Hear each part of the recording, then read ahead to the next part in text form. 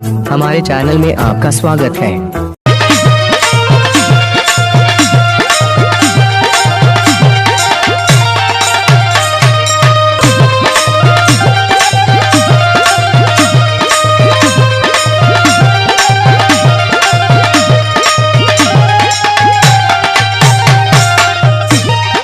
ए सुनत हवा का हो?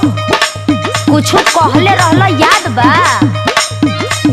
ऐसन तो कोनो बात ना याद आवत ह। अच्छा तो कटनी हो गई तो भुला गइल? ओहो, अरे बताइबू कि बुझनी बुझाइबू? आ तू का इतना भूमिका बनावेलू हो? कौनो बात सीधे सीधे ना बोल सकेलू? एक तो इतना टेंशन कपार पे खुदे है, ऊपर से लगाबू तू ऐठे। हाँ हाँ हमरा भी टेंशने न बुझाई। काम निकल गइल ना, नहीं याद आवता तो सुन याद करावतानी। हाँ हाँ बताओ तो तनी। खाली फुसिलाई के करबला कटनिया हो, खाली फुसिलाई के करबला कटनिया हो, कहि के दियोला ना झोलनिया ना। सीधे ना बतावे के चाहत रहल।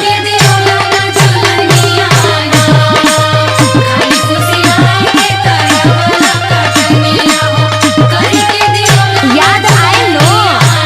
अरे पागल, उ तो हमरा यादे बा, लेकिन कुछ दिक्कत बा।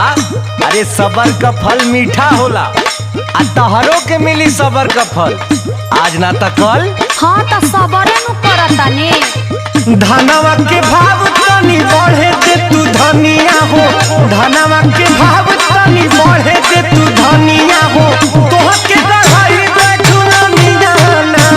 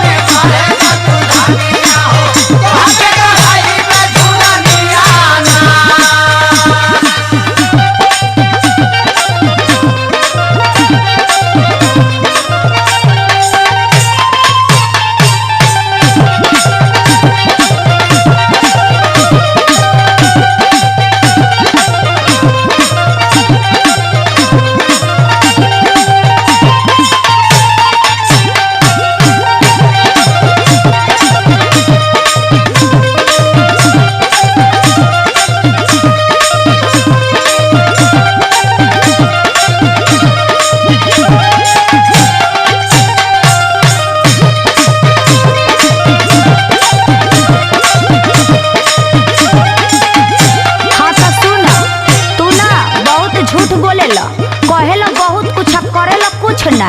अरे पगली, अरे तू ही हमार हीरा है, तू ही हमार मोती है, तू ही हमार दाल है या तू ही हमार रोटी है, सब कुछ तू ही न है।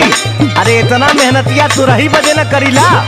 हाँ तो सुनियो ला, बहुत पाइबा तो प्यार के न रस पाइबा, रात से जिया पे रजऊ तो रस जाइबा।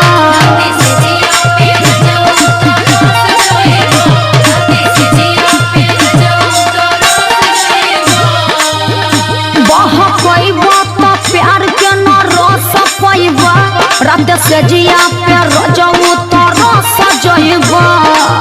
हमारा से चली ना तो हार बाई मनिया हो, हमारा से चली ना तो हार बाई मनिया हो, कहि के दियोला ना झूलनिया ना।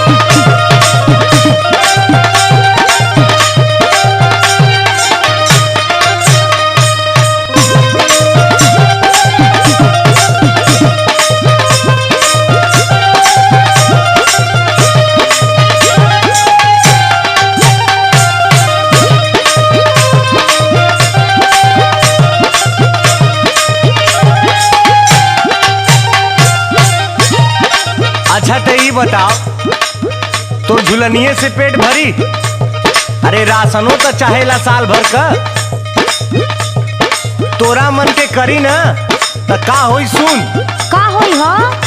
बड़ा सस्ता बा बेचे में खल जाई हो, पूरा धनवा झुलनिए में चल जाई हो।